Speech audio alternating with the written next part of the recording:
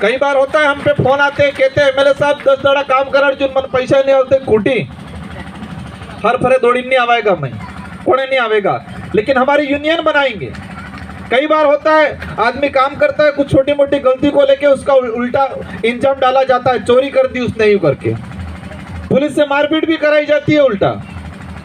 उस बेचारे ने कुछ नहीं किया है, लेकिन तनखा सड़ी किए 4-5 महीने नहीं, तनखा नहीं आलवी आना बहाने पेलान हाथे मारपीट भी था है। कई केसेस ऐसे आए हैं, या मजदूरी कर रहा आदमी वो मर गया है, कोई हादसा हो गया है, उस समय भी हमारी यूनियन काम करेगी। और ये गुजरात गवर्नमेंट से भी आने वाले समय में हम मांग करेंगे कि जितने हमारे जो प्रवासी लोग आ रहे हैं, गुजरात को देश में जो फेमस बनाया है, अगर राजस्थान का आदिवासी और इस एरिया का आदिवासी नहीं होता तो ये गुजरात की बड़ी बड़ी बिल्डिंगें नहीं बनती। इंजीनियर भले आपके होंगे, लेकिन इस इंजीनियर से भी डबल इंजीनियर हमारे वहां के कारीगर है, और इन कारीगरों ने काम किया, ये डबल बिल्डिंग इसलिए बनी हुई है। तो इसके फलस्वरूप हमको मिलना चाहिए, यहाँ पर एक प्रवासियों के लिए स्कूल खोलनी चाहिए।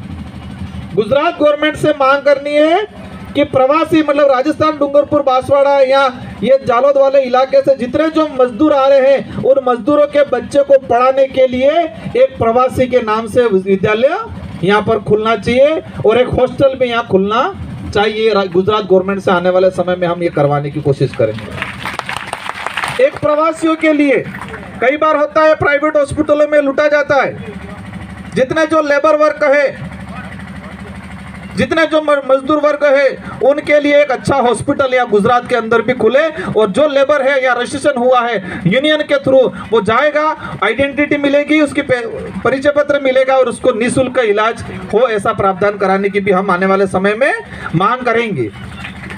आपकी ताकत को पहचानो, जब तक ताकत को नहीं पहचानोगे कोई नहीं काटेगा। और जे हमारे भाई ये काम करें, अगर एक दाड़ो ठाणी लीधो कि आज गुजरात बंद करवो है, तो अर्धा गुजरात ने गरम गाड़ी उभी रही जी, अर्धा गुजरात में सूला लागवा बंद थी जी, अर्ध गुजरात में गरम कसरन कीड़ा थाई जी, अर्ध गुजरात में आ कपड़ा ने थाळजी ने बाळजी सब पमळती थाई जी, થાય કે નહીં થઈ? પરિકારે થઈંગા આપણે यूनियन वेगा, આપણે संगठन वेगा, हम हमारी ताकत बनाएंगे, लेकिन उस ताकत का कभी दुरुपयोग नहीं करेंगे। उस ताकत का इस्तेमाल हम शिक्षा के लिए, स्कूल खोलने के लिए मांग को लेके करेंगे, स्वास्थ्य के लिए चिकित्सा खोलने की मांग को लेके करेंगे। और हमारे किसी भी भाई के साथ अत्याचार अन्याय हुआ, हमारी भी किसी भी बहन बेटी के साथ कोई घटनाक्रम, अनहोनी घटनाक्रम हुआ, तो उस समय गुजरात बंद रहेगा। ये काम करना है हमको आने वाले समय। इनके बिना हम अधूरे हैं, कई कहते हैं ये, लेकिन हमारे बिना ये भी अधूरे हैं। हम ये बात को लेके आधार बन के हम गलत उपयोग में नहीं लेंगे, लेकिन मजदूरी जरूर कर रहा है मेरा भाई, थैला जरूर उठा रहा है, लेकिन इसका स्वाभिमान नहीं गिरना चाहिए। ये काम करना है हमको। स्वाभिमान सबसे बड़ा चीज है। आपका सेठ होगा, वो भी कहीं न कहीं मजदूरी कर रहा होगा, भले बड़ी फैक्ट्री में कर रहा होगा, अधिकारी होगा, वो भी एक कार्य है, काम कोई छोटा मोटा नहीं होता है। हमारा स्वाभिमान एक ठान लेना है, हमारे स्वाभिमान की लड़ाई लड़नी है। भले 100 रुपए की नौकरी कर रहे हो या 500 रुपए की नौकरी कर रहे हो, लेकिन अपना स्वाभिमान गिरने मत देना। इस देश के परिस्थिति ऐसी बन गई आजादी के बाद कि हमको इस लेवल में ले आए, बाकी ना देश ना मूल धूल धनिया पड़ी हम, और इसको वापस बनाने के लिए 1-2 दिन में नहीं होगा।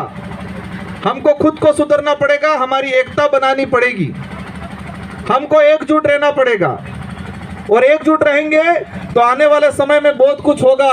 और जितने भी जो भाई है, इन सारे भाइयों को एक बात उठी थी अभी, और ये जो कार्यक्रम हो रहा है, उस कार्यक्रम के लिए मेरी ओर से भी मैं 10,000 रुपये सहयोग राशि देना चाहूँगा। और किसी भी प्रकार की और भी कमी रहेगी तो हम भी आने वाले समय में या अभी भी हम और मदद करेंगे।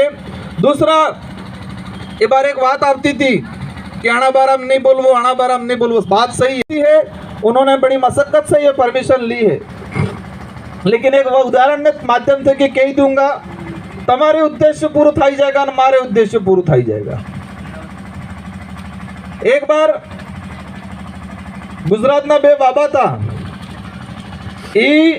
यूपी अंदर पेलो अपने पाठ करवा गया था आणि बात ने समझो, गुजरात ना बे बाबा था, यूपी में पेलो यज्ञ करवा गया था, मोटो यज्ञ।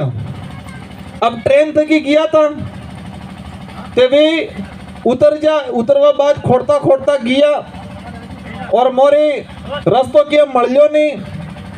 तो एक छोटा सा बच्चा मिला रास्ते में और अने बे बाबी पूछो कि फलाने गांव में जाना है तो रास्ता किधर से जाएगा।